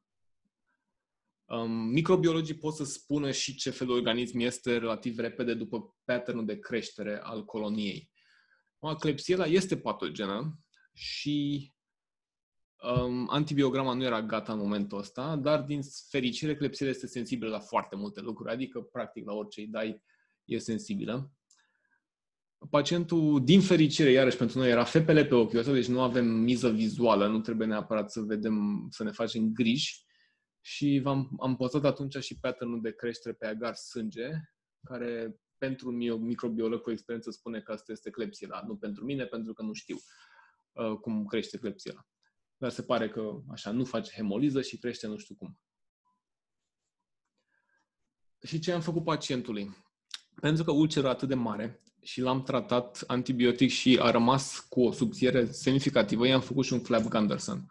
Că, de ce nu? E FPL. Ăsta e post-operator. Flap Gunderson înseamnă că îi tragem toată conjunctiva de sus, 14 mm superior, o decolăm peste dreptul superior, ajungem destul de departe până în fornix, o eliberăm și de dreapta-stânga și o coborâm și o tragem peste toată cornea și o coasem jos. Post-operator arăta bine, s-a prins și după vreo 2-3 luni era așa. E ok, așa este uneori normal evoluția unui flap Gunderson. E posibil ca să se fi desprins la un moment dat, dar a rămas doar un pedicul din conjunctivă care a mers doar central până în zona de... n-a fost perforat, dar de maximă subțire. Ochiul, bineînțeles, tot FPL, dar procesul infecțios este vindecat, asta e important, pentru că dacă lași o infecție de genul ăsta atât de mare, netratată, evoluează că e endoftalmită și ochiul trebuie viscerat. Altfel poți să faci tratamentul, te asiguri și de tectonicitate cu flapul Gunderson când ochiul nu e perforat și pacientul poate să păstreze ochiul pe loc. Și e mai bine așa, după părerea mea. Și ultimul caz, avem un domn de 55 de ani, se prezintă la gardă pentru simptomele uzuale de durere, fotofobie roșiată, scăderea acuității. E diagnosticată cu cheiată infecțioasă, mă rog, hai să vedem. Așa e la prezentare. Cred că mai avem încă un caz, dar îl mai lăsăm și pentru alte momente pe ăla. În poză. Nu e foarte clară. Pacienții de regulă când vin cu cheratită infecțioasă nu stau să le faci poze, că îi doare. Chiar dacă le pui Benoxy. Și de-aia uneori pozele de la prezentare nu sunt cele mai bune. Vedem o zonă infiltrată central cu margine până în centru, asta și probabil și hipopion. Nu se vede foarte clar. Este poza din începuturi cu infiltratul tipic. Un infiltrat rotund, margine de invazie, edem în jur, cameră în regulă, parcă are un pic de pe endoteliu, dacă se vede aici ceva. Dar iar suntem departe de zona respectivă. Punem fanta pe acel infiltrat și vedem că infiltratul este profund. Dacă mă urmăriți, zi, Paul. Ar semăna cu un absces acesta? Da, poți să-l numești absces direct, nici nu trebuie să mai... Este absces, ok. Poți, dar hai să ai niște amendamente. Chiar la poza asta voiam să zic, ne uităm la fantă, aici e epiteliu, aici e endoteliu, urmărim fanta endotelială și vedem că de pe ea începe colecția. Colecția este profundă. E clar că văd că și Andrei și-a scos de pe mute. Da, eu nu știu, adică cum am putea face noi distinția aici, să spunem că de ce n-ar putea să fie și un ulcer, de exemplu, aici? Nu este ulcer pentru că epiteliul este întreg. Asta e principalul lucru. Urmărim fanta epitelială, există fantă epitelială și jos și centru peste tot. Cornea este acoperită de epiteliu. Partea asta albă pe care o vedem aici este o colecție adâncă, poate chiar endotelială. O numim placă endotelială. Placa endotelială se găsește în stafilococ și în fung. Este unul din elementele comune acestor două infecții. Deci este o infecție corneană, este cheiată infecțioasă și abscesul colecției este sub formă de placă endotelială. Mai e ceva de văzut aici, ceva ce nu este tipic, ce nu este obișnuit. Un aspect radiar aici în epiteliu, poate găsesc o poză mai bună.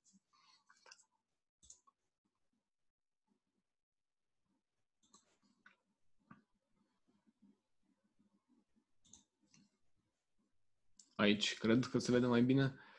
Aspect radiar al...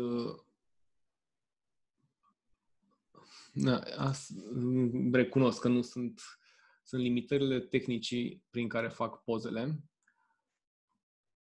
și trebuie să urmăresc și ziua de prezentare a pacientului. El s-a prezentat pe 23 octombrie și asta e prezentarea lui, 23 octombrie, și astea sunt pozele lui de peste o lună de la internare.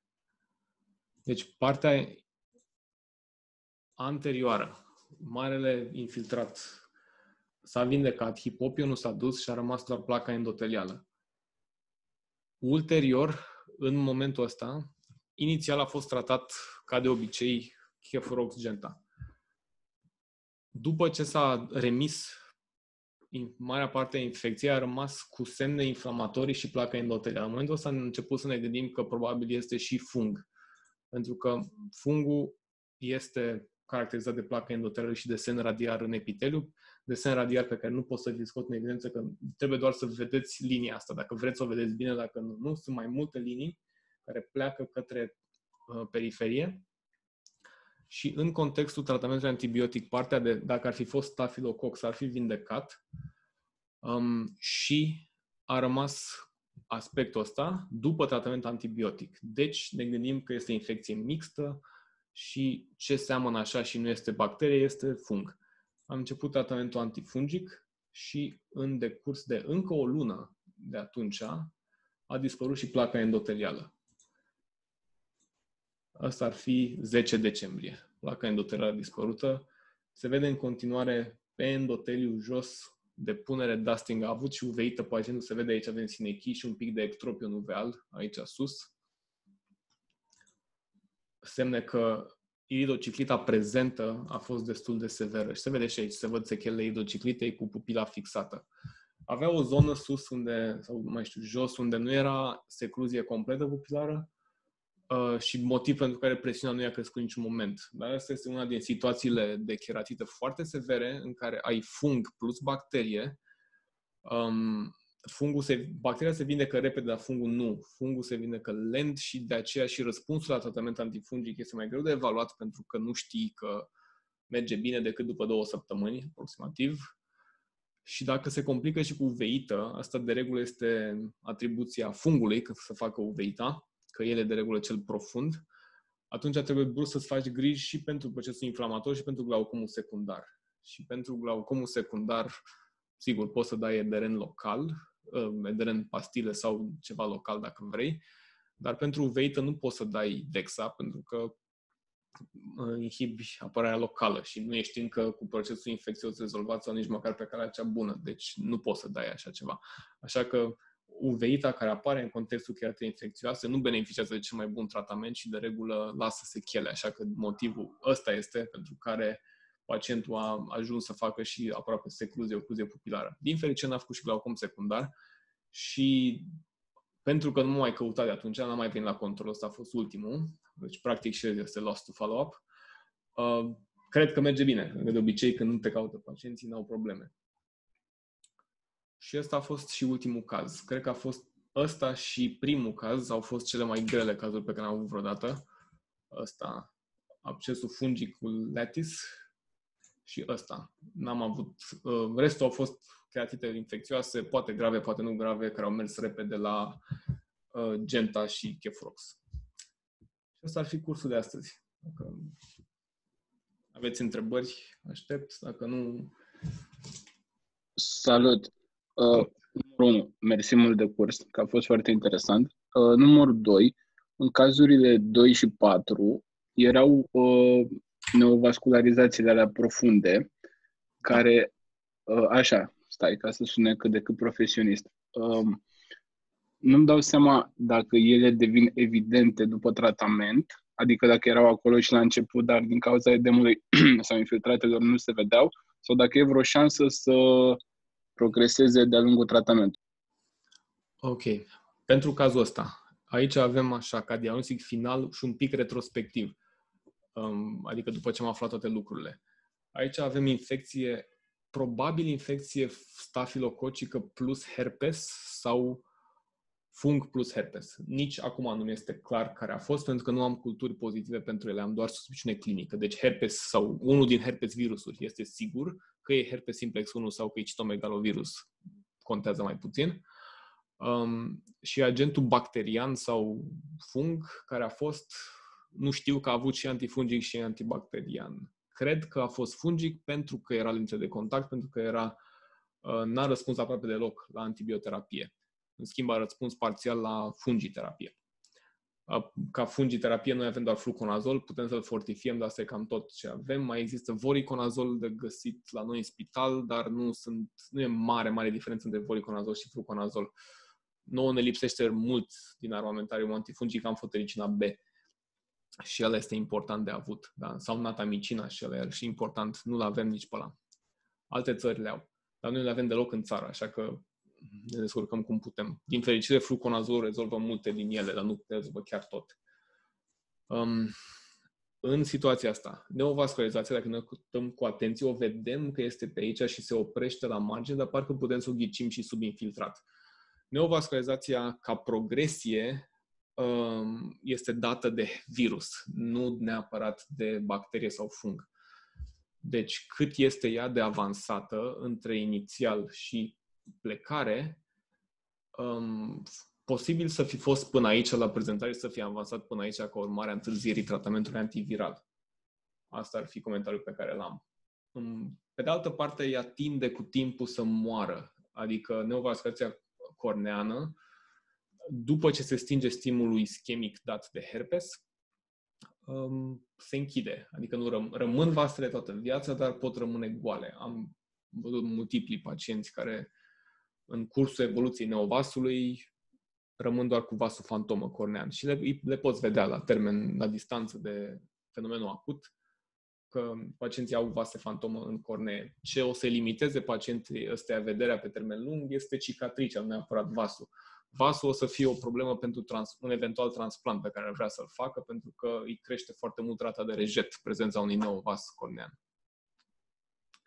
Și mai spuneai de cazul 4, Radu? Da, era același lucru în cazul 4, dar probabil același răspuns. Hai o secundă să vedem. Da, ăsta nu cred că a avut herpes. El e mai degrabă neovasculație superficială în pacientul ăsta. Un infiltrat care a stat mult timp netratat. Asta pățesc ele, fac neovascularizație superficială. Asta nu este profundă neapărat. Da, vasul ăsta e foarte la suprafață și ansa de întoarcere este un pic mai adâncă, dar n-aș numi o neovascularizație profundă pe asta. Ok, mersi mult. Plăcere.